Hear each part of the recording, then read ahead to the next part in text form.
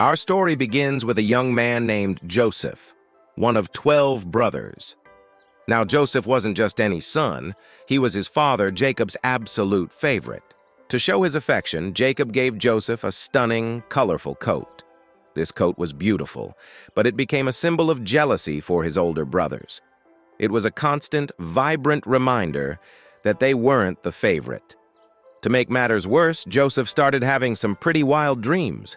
In one dream, he saw his brothers' bundles of grain bowing down to his bundle. In another, the sun, moon, and 11 stars were all bowing to him. He didn't keep these dreams to himself. He told his brothers all about them.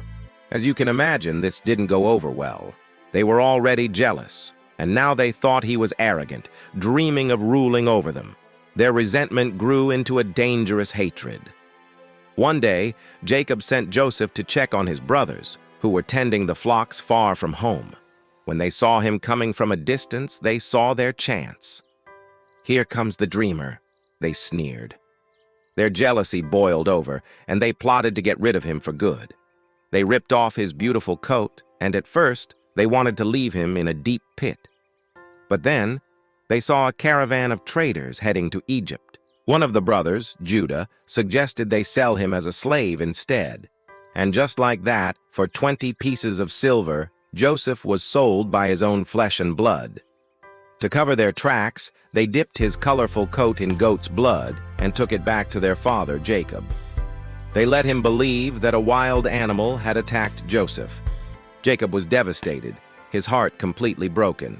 He mourned for his son for a very, very long time, believing he was gone forever. Meanwhile, Joseph was taken down to Egypt, a foreign land, a slave, completely alone. In Egypt, Joseph was bought by a man named Potiphar, who was the captain of Pharaoh's guard.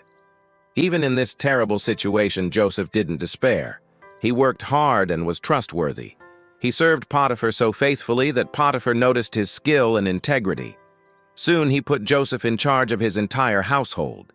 Everything Joseph touched seemed to prosper, and Potiphar's house was blessed because of him. It seemed like things were finally looking up. But Joseph's trials were far from over. Potiphar's wife took notice of the handsome young man. Day after day, she tried to tempt him, but Joseph refused. He was loyal to Potiphar, and more importantly, to his own values. He told her, "How could I do such a wicked thing?" One day, she grabbed his cloak and he fled, leaving it in her hand. Humiliated and angry, she used the cloak as evidence, falsely accusing Joseph of attacking her. Potiphar was furious. Without a second thought, he threw Joseph into the royal prison. From the head of the household to a dark prison cell, it was another devastating blow.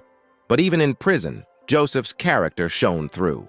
He didn't become bitter or angry. He continued to be reliable and helpful, and soon the chief jailer put him in charge of all the other prisoners. It was the same pattern. Wherever Joseph went, no matter how dire the circumstances, he rose to a position of trust. While in prison, Joseph met two of Pharaoh's former servants, the chief cupbearer and the chief baker. One night, they both had very disturbing dreams and were troubled because no one could tell them what they meant. Joseph, seeing their distress, offered to help. He interpreted the cupbearer's dream to mean he would be restored to his position in 3 days. He told the baker his dream meant a much grimmer fate, and everything happened exactly as Joseph had predicted. Before the cupbearer left, Joseph asked him, "Please remember me when you are back with Pharaoh and mention me to him." But once he was restored to his post, the cupbearer forgot all about the young man in the prison. 2 long years passed. Joseph remained in that prison, seemingly forgotten by everyone. Then, one night, Pharaoh himself had 2 very strange and troubling dreams. In one, 7 fat, healthy cows were eaten by 7 thin, ugly cows. In the other, 7 plump heads of grain were swallowed by 7 thin, withered heads. Pharaoh woke up deeply disturbed. He called all the wise men and magicians of Egypt, but no one could interpret the dreams. That's when the cupbearer finally remembered. He told Pharaoh about the young Hebrew man in prison who had perfectly interpreted his dream 2 years earlier. Pharaoh immediately sent for Joseph. They brought him out of the dungeon, cleaned him up, and rushed him into the king's presence. Pharaoh told Joseph his dreams, and Joseph was clear. "The interpretation doesn't come from me," he said, "but God will give Pharaoh the answer." He then explained that the 2 dreams meant the same thing. The 7 healthy cows and plump heads of grain represented 7 years of incredible abundance that were coming to Egypt. But they would be followed by 7 years of a devastating famine, so severe it would wipe out all memory of the good years. But Joseph didn't stop there. He gave Pharaoh a plan. He advised him to find a wise and discerning man and put him in charge. This man should collect 1/5 of all the harvest during the 7 good years and store it in granaries. That way, when the 7 years of famine hit, Egypt would have food, and the people would not perish. Pharaoh and his officials were amazed by this wisdom. Pharaoh looked at his court and said, "Can we find anyone like this man, one in whom is the Spirit of God?" Turning to Joseph, Pharaoh made a stunning declaration. "Since God has made all this known to you, there is no one so discerning and wise as you. You shall be in charge of my palace, and all my people are to submit to your orders. Only with respect to the throne will I be greater than you." In a single day, Joseph went from a prisoner to the 2nd most powerful man in Egypt. He was given Pharaoh's signet ring, fine linen clothes, and a gold chain. He was no longer a forgotten slave, but a ruler. Just as Joseph had predicted, the 7 years of abundance came, and Joseph oversaw the storage of immense quantities of grain. Then the 7 years of famine began. It wasn't just in Egypt. The famine was severe in all the surrounding lands. People from all over came to Egypt to buy grain because only Egypt had prepared. And who do you think showed up one day desperate for food? Joseph's 10 older brothers. They had traveled from their homeland, Canaan, where the famine was also raging. They came and stood before the powerful Egyptian governor, bowing down low before him, asking to buy grain.